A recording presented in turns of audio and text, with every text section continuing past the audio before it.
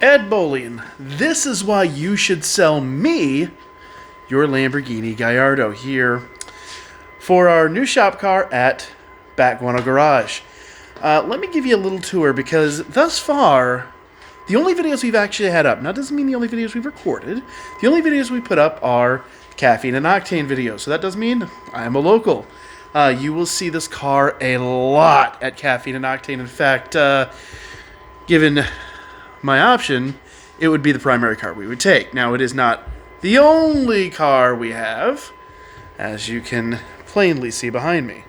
But let me explain a little bit more because let me give you a little idea of what we kind of been doing around here and what, I say we, the royal we, what we have in store for what would be a Lamborghini Gallardo coming to this channel. So I'm going to kick off our tour with the first and probably most interesting car in the garage. This is my 1983 Porsche 944, and as you can tell, this thing has seen it's seen better days.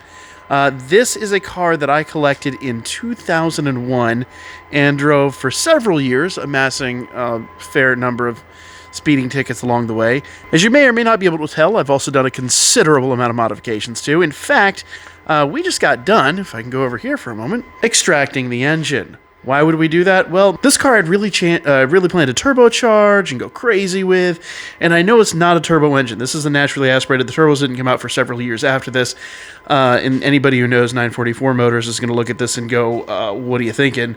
Well, that's kind of, as you'll learn, the goal here at Back Guano Garage. In fact, I would love to tell the whole story about this car on the channel at some point. I think VinWiki would be the perfect platform for this.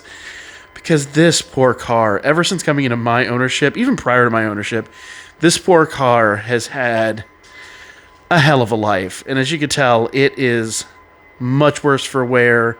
It's been underwater. This car has been in a tornado. It has been through absolute hell. And let's just say, though it was owned by me, it was not in my possession for a few years. And, well, it's here now. So that would be a fun story to tell in VinWiki maybe sometime. So while the 944 is a project that is coming to the channel very, very soon, basically what we've done is we pulled the motor, we've done some basic prelim stuff, and then I'm going to shelve it for a bit of time while we get a running and driving car. But as stated, it's not the only project I've got. This is a project I actually started before I'd reclaimed this, hilariously. This is my 1989 Toyota MR2. Well, and this is kind of another indication here. As you can see, this is a prototype fender that I have produced. This was not a final product. This is really rough around the edges. This is made for a customer back when I was doing this for a business, but he ultimately decided he didn't want to go with this and went another direction, and I never finished the prototype. So the goal with this was to produce the fiberglass, I guess, proof, and then we would remold it and then make this out of carbon fiber, which once again, we have some of here, and this is an entire roll of it that has gone unused. So this is a project I started many years ago. I shelved only because my kids were born and I didn't have time to be down here, had to help the wife. She travels for a living, so now that they're a little bit older, they're in school and whatnot, and then I can actually pick this up and start doing this again. This is going to be a fun one. We're going to tube the entire rear end. This is what Back Guano Garage is all about, doing just the unexpected, borderline insane. And as you can see, I really have some pretty crazy aspirations for what I want to do to the back there. So using computer graphics and 3D modeling, which I did for a living for a while, we're going to turn this into something completely unique. So to make a long story short, I guess I should get back to the Gallardo, because that really is the thesis statement here. Why a Gallardo when I already have so many other projects? Well, honestly, a Gallardo has long been a goal of mine.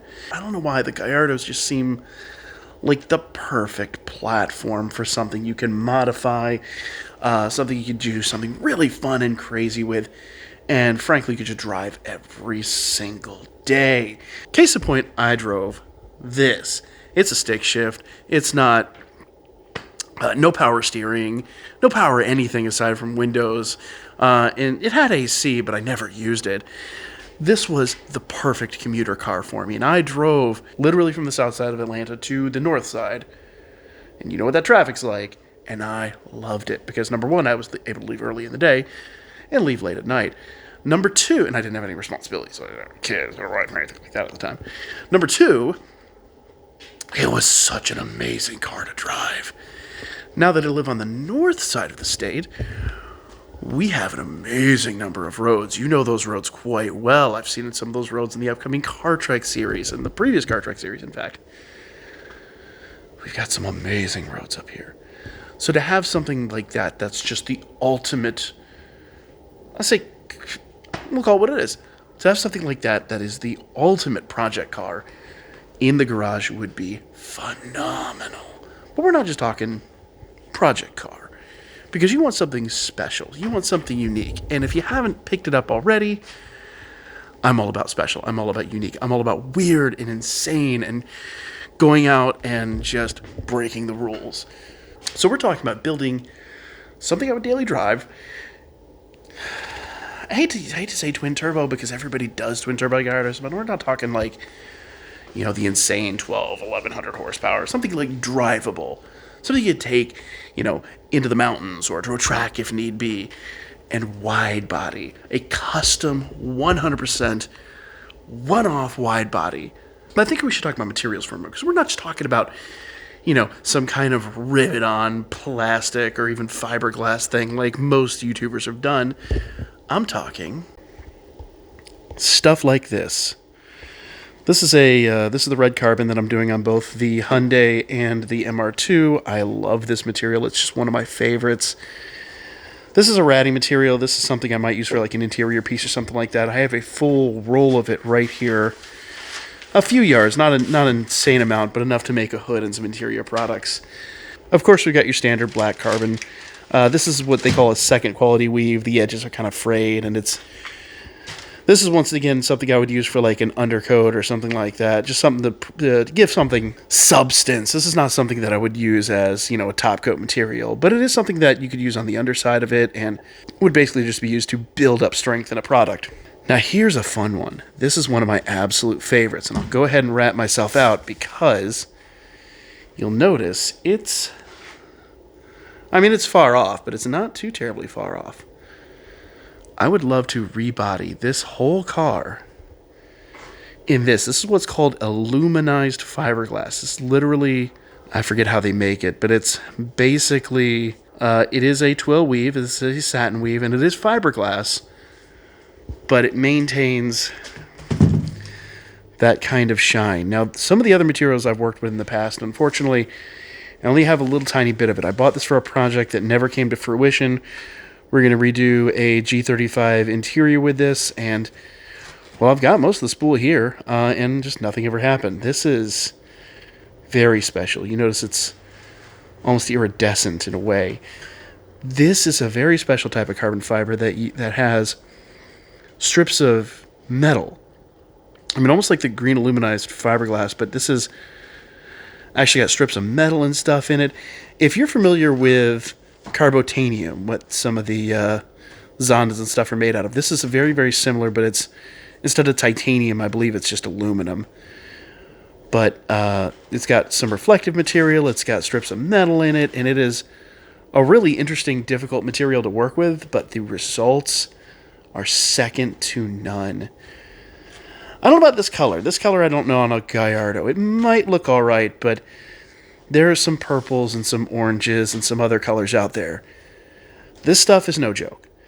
This stuff is about $90 to $100 a yard, depending upon what you're looking at. Rebodying a Gallardo completely, 100%, full wide body in something like this would be outstanding. And to give you an idea of the process we're talking about, a fiberglass prototype, obviously this is a gel coat over the fiberglass that I started sanding. It's not quite finished, and it's rough in places, and it needs a little patchwork and whatnot. This is literally the interim between what we get when we apply, foam and clay to build something out. Then you mold it. Then you take out a piece of fiberglass like this. Once this is tested and fit, and we know it's exactly what we want, once this is perfect, once this is all test fit and everything, then we take this back, make a fresh new mold out of it, and then that is where the carbon fiber comes from. So this is a long, drawn-out process. This is not something we're talking is going to take 2 or 3 months. And that brings me to this. This is actually a mold I made many years ago for a vented hood. I just want to quickly interject. People that know carbon fiber, know molds and all that stuff, are probably looking at this mold and just cringing hard. This is a restoration job pretty much in process. I am currently sanding this down. I'm currently restoring this, and we're going to pull a fiberglass reproduction out of this and then make a fresh new one. This is not something that's ever going to get used again for carbon fiber for obvious reasons. This is extremely old. This is literally one of the first molds I ever made getting into this. I just wanted to use this as, part demonstration, part table. Let's get back to it. This is actually specially designed to pull heat away from an intercooler. Oh, what's that? Is that the start of a turbo motor for that car? I think it is. So to close out my pitch to Ed Bolian, to SWAE, to anybody voting on this, let me give you a rough idea of what I'm kind of looking at. So you'll see over here I've got a 3D model of a Gallardo. This was actually originally a coupe, but I cut the top off, and I'm going to be honest with you, frankly, we got a car that's top doesn't work. It's already going to be like this crazy insane build. Why would we need a top? You don't need a top. This car should never see a rainy day to begin with. Honestly, let's get rid of the top. Let's turn this into a true and proper Spider. But to kind of get a little deeper into this, I'm going to turn this around here, and you'll see it's going to kind of fade from this orange into a purple color.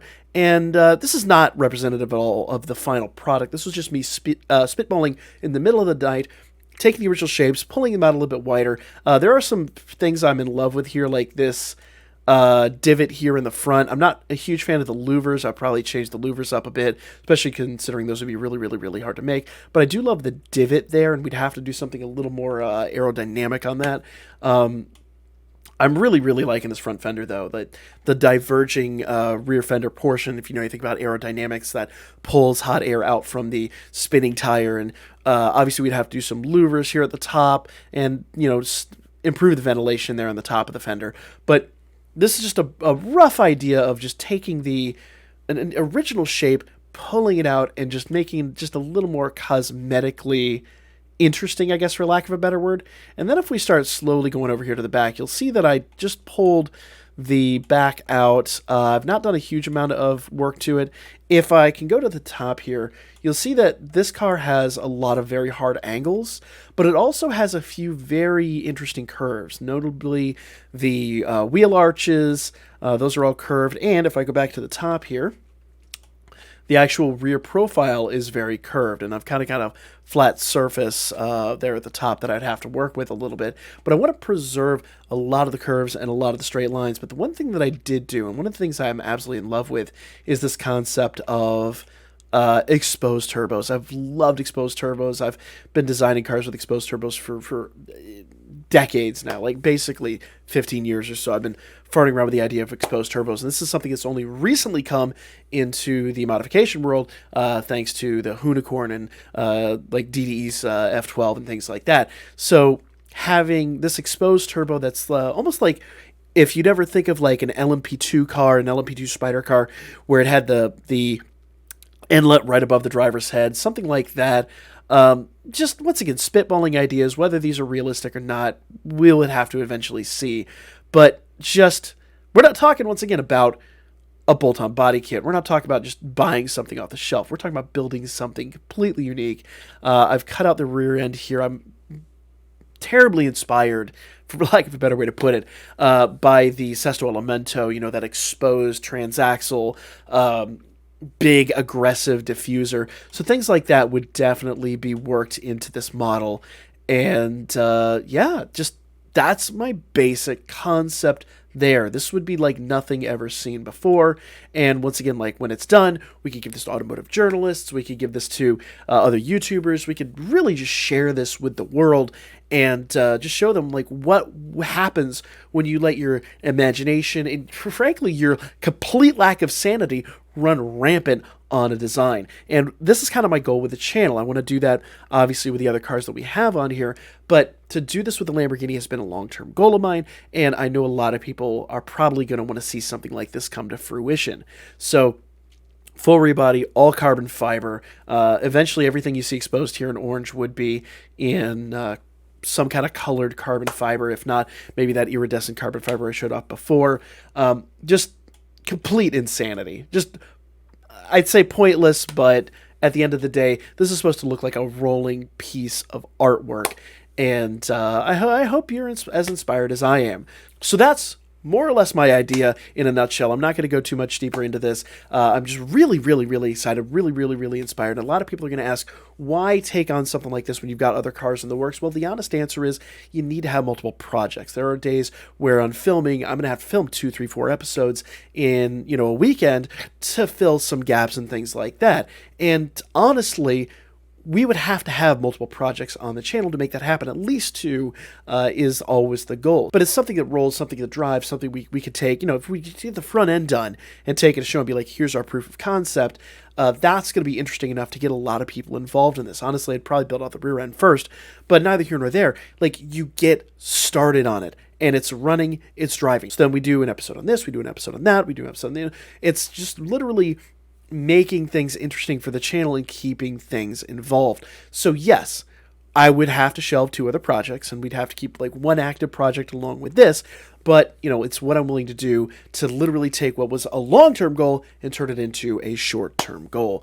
So that's the concept. Let me know what you think, and if you guys are inspired, let me know in the comment section down below as well. I'd love to hear your feedback on this. If you think I'm completely insane, I take that as a compliment too. So in closing, I just want to say to SWAE, to Ed Bolian, thank you so much for your time. I hope you're just as excited and inspired as I am, and I look forward to talking to you really soon. To the rest of you out there, thank you so much for your time as well, and I want to remind you to always keep it crazy, because projects like this are proof alone that sanity is absolutely overrated.